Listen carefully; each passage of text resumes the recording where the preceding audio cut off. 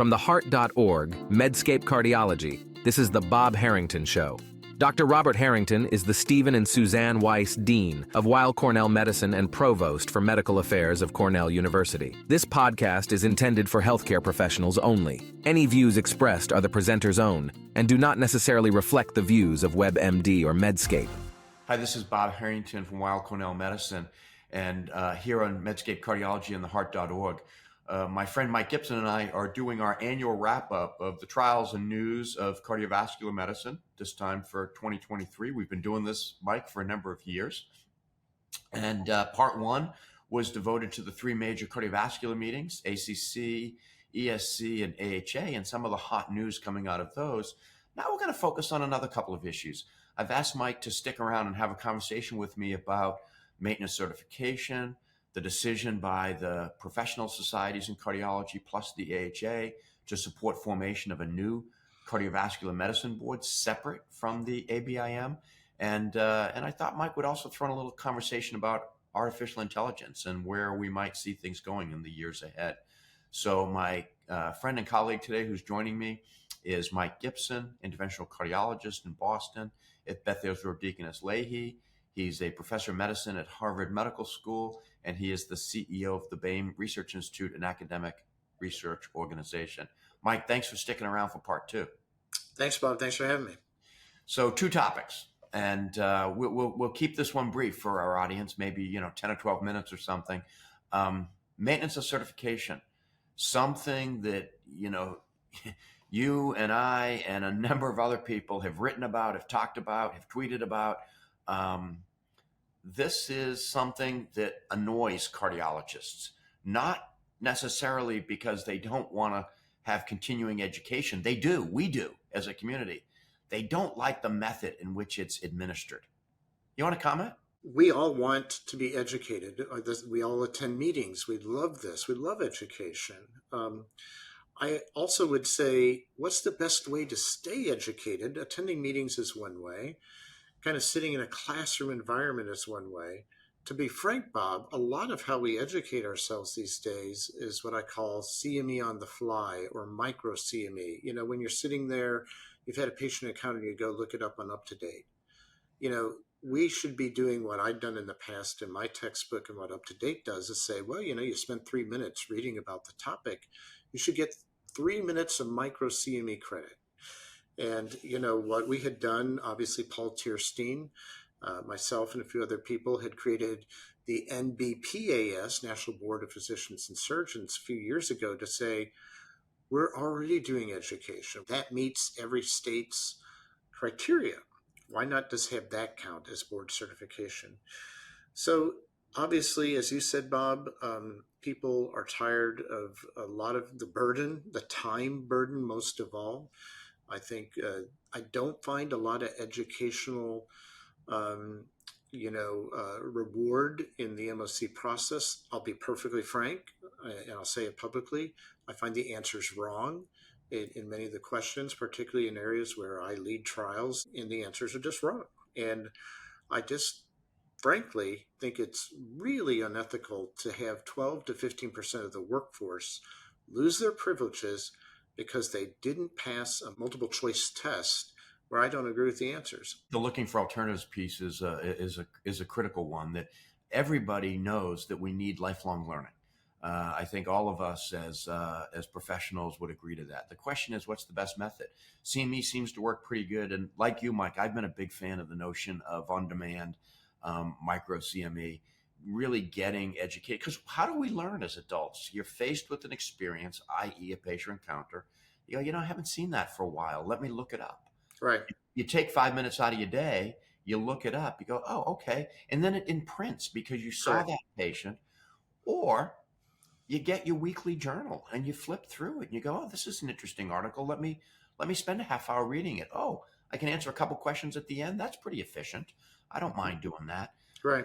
This either high stakes examination every 10 years, the older we get, and the ongoing, modules that ask me questions. What I've also been bothered by over the years by the ABIM approach is that it doesn't take into consideration that we all practice differently. I'm an academic cardiologist with a relatively limited scope of practice, which is around largely patients with coronary disease, some general cardiology. I'm not mapping people in the EP lab. I'm not seeing adults with congenital heart disease. Why am I answering these really detailed questions about this? It makes no sense to me. And I'd rather have me do more work in my areas where I'm actually seeing people. Well, Bob, the other thing we all know is that in the guidelines, only about 10 to 15% of these guidelines are really supported by really hard clinical data. What are we trying to do? I mean, are we trying to eliminate 15% of our workforce?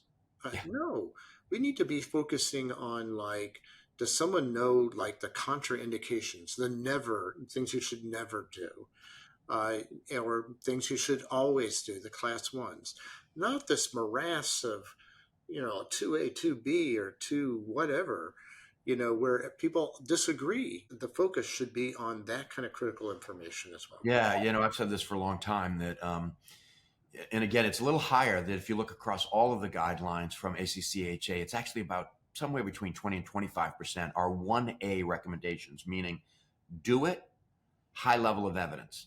And I'm with you. I often say to fellows studying for the boards, I said, you'll get enough information about this if you study the class ones and the class threes. Correct. The things we should do and the things we shouldn't do.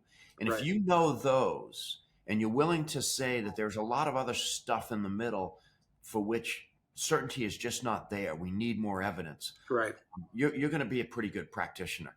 Right. And what I want to do is really encourage, a joy in lifelong learning.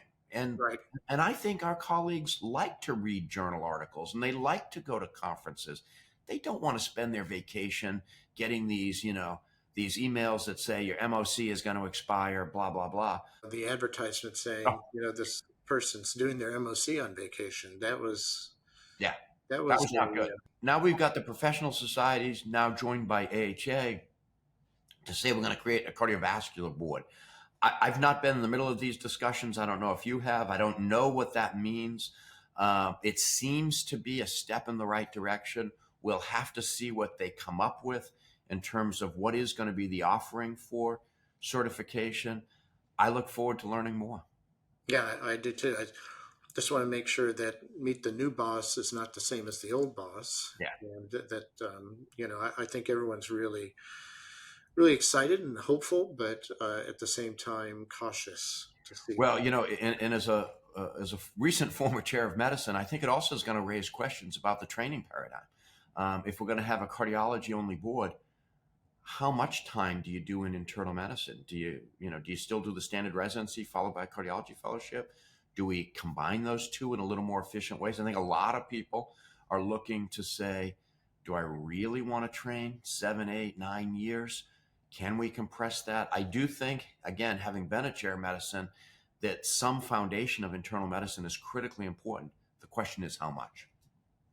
Yeah, I agree, Bob. Obviously, I think we need to back the whole truck way up in college and just get to 6-year programs, either with college and medical school or even 4 years. Just go straight to medical school or something.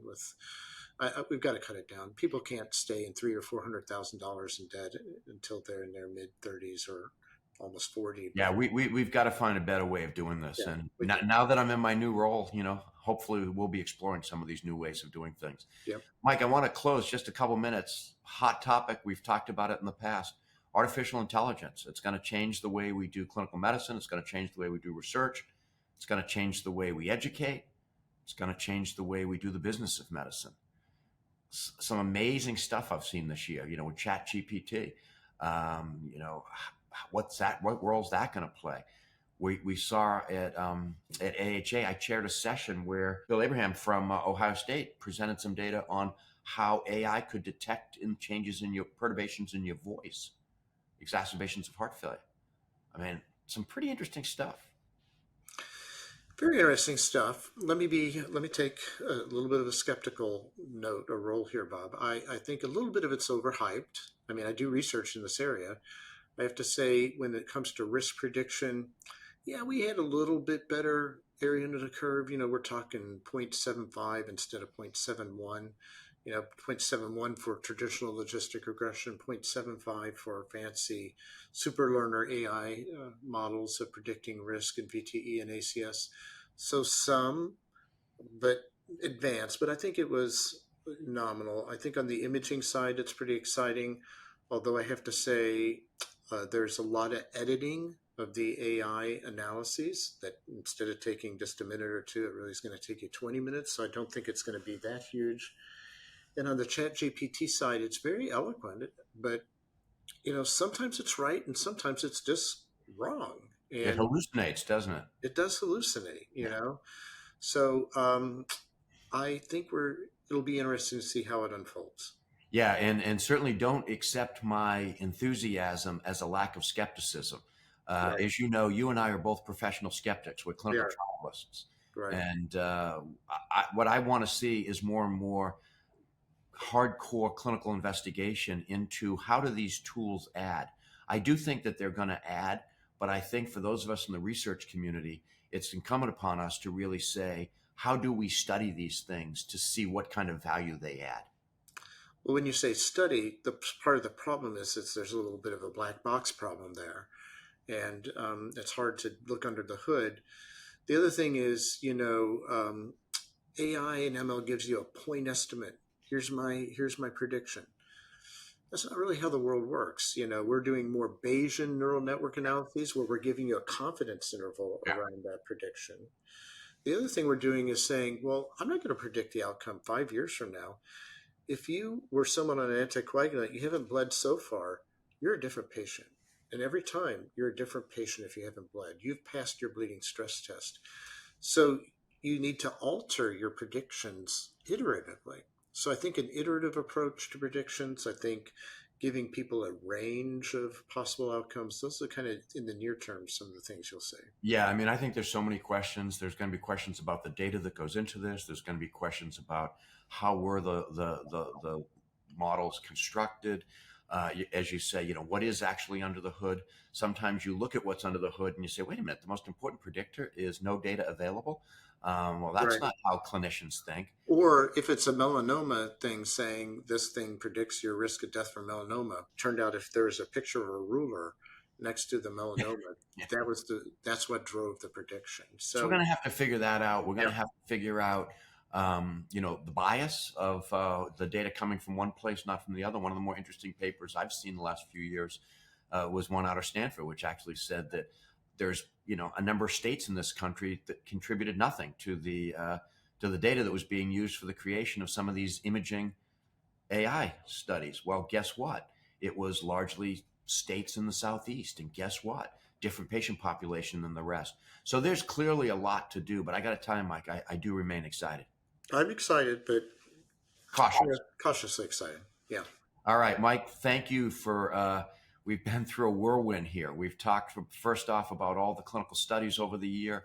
Now we've hit two newsworthy policy-raising issues of both artificial intelligence and certification of cardiologists.